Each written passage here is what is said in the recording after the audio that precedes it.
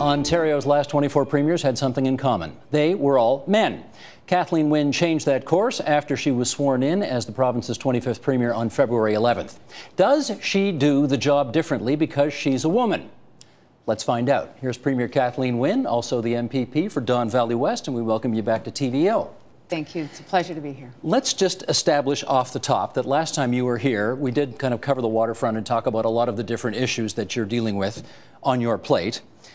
And next time you come here, I hope that we will do that again and talk about all the issues of the day. But on this visit, we wanted to just do things a little differently and have you address this one issue, which is whether women genuinely do politics differently than men do.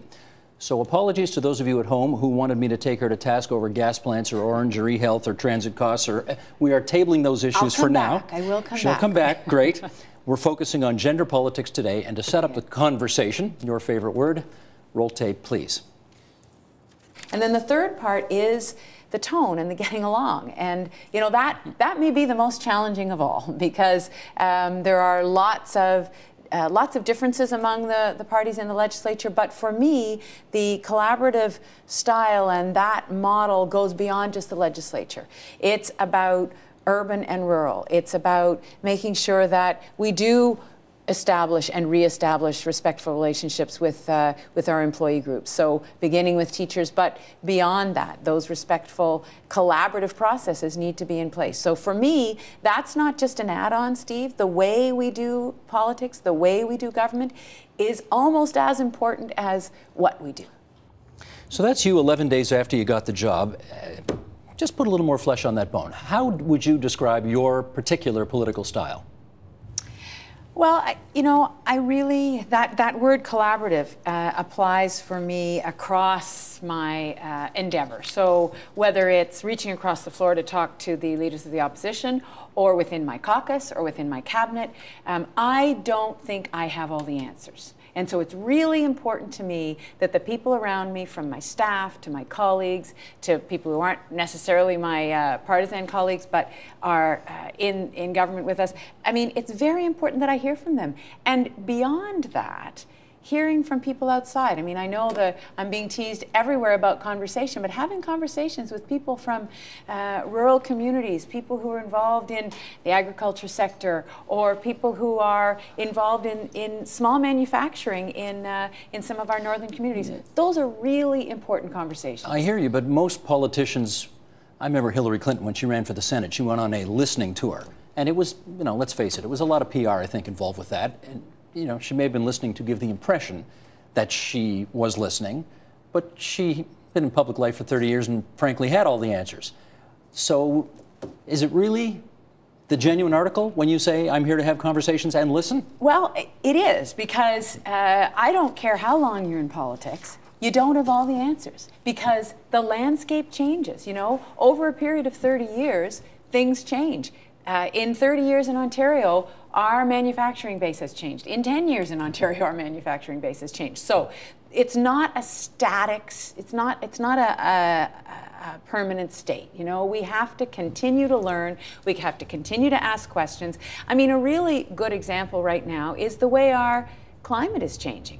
We're trying to slow that down and be as green as we can. But the fact is, our climate is changing. We're dealing with different realities in Muskoka today. Yep. With flooding, that we haven't dealt with maybe ever before. So we have to constantly learn as politicians and understand what people are dealing with. Do you think you were born, I don't mean to put you on a shrink's couch here or something, but this style of politics that you practice, is this something you developed, or were you born this way, or help us figure that out? Well, I can talk about myself. I can talk about how I was raised, but I think generally women are socialized differently, and we can have the nurture-nature argument, and we can talk about all that. But I do believe that there are different expectations on young girls than there are on young boys. And were there on you back in the day? Well, I'm the eldest of 4 girls in my family. I had a lot of confidence, and I believed I could conquer the world. But I grew up needing to pay attention to how my sisters were doing and learning how to be a caregiver. I mean, I watched my mother looking after 4 little girls. I went into school understanding that part of my job in the world was to look after people. And I think that is, you know, that's a personal learning and attribute. But I think there's something to that in terms of the way women function. You know, I have said many times that one of the jobs that prepared me the best for being a politician was being a mother, because you know you multitask more as a mother than just about in any other job I've done, and I've done a lot of jobs as a young person and into my adulthood. So learning how to care about people and follow the thread of a thought and a conversation and worry about people's where they're really at, that's something that I bring to the table. And do you notice a difference in the way men lead because of their socialization or whatever else? Well, I think that, again, I have trouble with the generalizations because we all are individuals, and of course there are men who have a very collaborative style and there are women who don't have a collaborative style, you know? But I think if I had to characterize a difference, I think that I have seen women who are more comfortable with a flatter organization, you know, where there isn't quite the same hierarchy and there isn't quite the same assumption about who's the boss. Less ego, and less need to feel like they're at the top of the mountain? Well, I don't know if I would go that far, but that may be part of it. Okay. We have lots of ego among those of us who are women in politics as well. Don't get me wrong. I don't want you to infer any criticism of your predecessor in asking this question, but I think we really need to understand, because what we're trying to do today is understand if decisions really do get made differently in politics when women are in charge as opposed to men.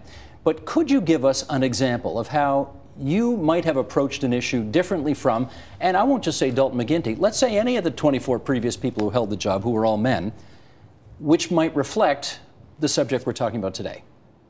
Well, I think that one of the things that I do, and I do it very intentionally, and I'm not sure the degree that it's been done by my predecessors, is I am very intentional about bringing people from the outside who are on the front line and giving them access so that A, they know that my door is open if there's something they need to talk to me about, and B, I get the real benefit of their expertise. And that goes from, you know, someone who's a personal support worker right through someone who is an academic in a physics lab, you know. Can you give me a for instance on that?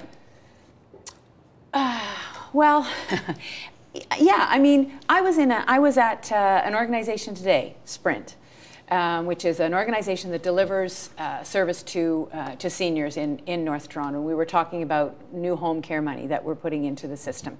And there was a woman, actually, she's a perfect example. Her name was Charlotte Marr. She was a real political mentor of mine. She has worked on the front line of seniors' home care forever. And you know, so I always have made it my business to check in with Charlotte on a regular basis, you know, every few months throughout my time as an MPP, to make sure that what we were doing as government was getting through, that she understood what we were talking about, because she was on the front line dealing with seniors in their homes, and I wanted to know whether the money we were investing was actually getting to those seniors. Okay, so, but Mike Harris, when he was in that chair, would say, I did the same thing with the guy in North Bay who cut my hair. You know, he was my reality check with whether or not I was on the right track with stuff. So again, is this a gender thing? Well, maybe it's not. Maybe it's not a gender thing. I'm just telling you how I function, and I think that could be a difference between me and some of the other folks in the who have been in the chair.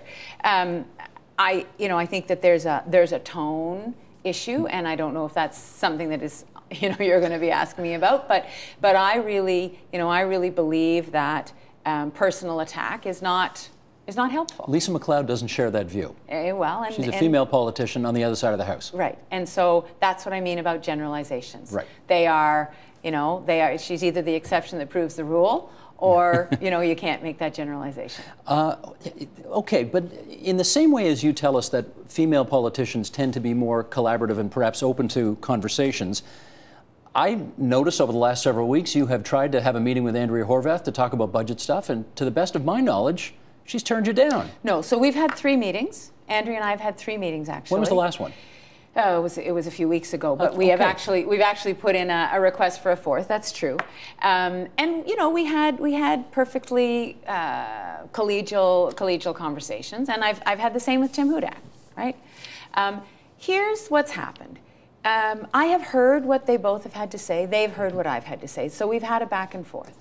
I believe, Steve, that the things that they have said to me and the issues that they've raised with me are going to and have influence the budget. I mean, that's just a reality. Now, Tim Hudak has said that he's going to vote against the budget no matter what's in it. Well, fair enough. That is as it is.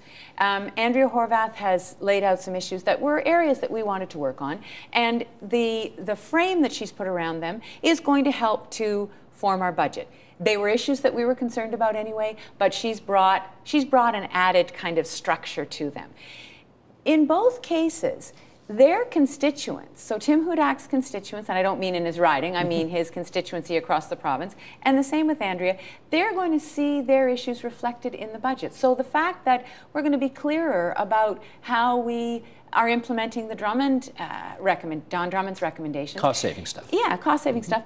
Be clear about what we're doing. Tim Hudak pushed me on that, and that's a really good thing. Today, when we talked about home care, you know, we talked about a target. We want to put a 5-day wait time target into the budget, and that's probably been formed to some extent because Andrea wanted to see a guarantee. We've said it's not reasonable to do a guarantee, but we're going to do a target. So they've had an influence on what we're doing, and I think I know them much better than I did before, and that's a good thing. But you're still the decider. Well, we're in government, you know, and I've always said we're a liberal government, and we're going to have to make the decisions. And quite frankly, in Andrea Horwath's case, she wants us to make the decision. She wants us to bring a budget forward, and she will look at it and she will judge whether she can support it. That's fair enough, you know. That's her prerogative. Okay. In our last minute and change here, I noted this before last time we chatted, but I want to see if I can get a little more out of you this time as well. Premier, Deputy Premier, Health, Education, Chairman of Cabinet. 5 of the top 6 jobs, not finance, but 5 of the top 6 jobs in your government are held by women. Admittedly, only a few months into your premiership, can you tell us whether there has genuinely been a different way of doing business as a result of that math? I would suggest to you that the tone and tenor of the conversation, and obviously I can't divulge confidential information, but I would say that the tone and tenor of the conversation around the cabinet table and in the caucus is different because of the leadership roles that those particular individuals are taking. Less macho? Whether it's because they're women or not, Steve, you know, that's something that we'll have to assess over time, and the sociologists and historians will look at that. But I believe that the tone and tenor are different. You'll have to ask my caucus, but that's my perception. Does that mean you make decisions more collegially? Yes, I think that is a difference, and we're hashing out issues in a different way because I really need the input of the people sitting around that table. Gotcha. Premier Wynne, we thank you for coming in to talk about this one particular issue on this one particular visit, and next time we look forward to going hammer and tongue with you on some of the other stuff out there in the province today. Look forward to it. Okay, thanks very much. That's Premier Kathleen Wynne, the 25th Premier of Ontario. Support Ontario's public television. Donate at tvo.org.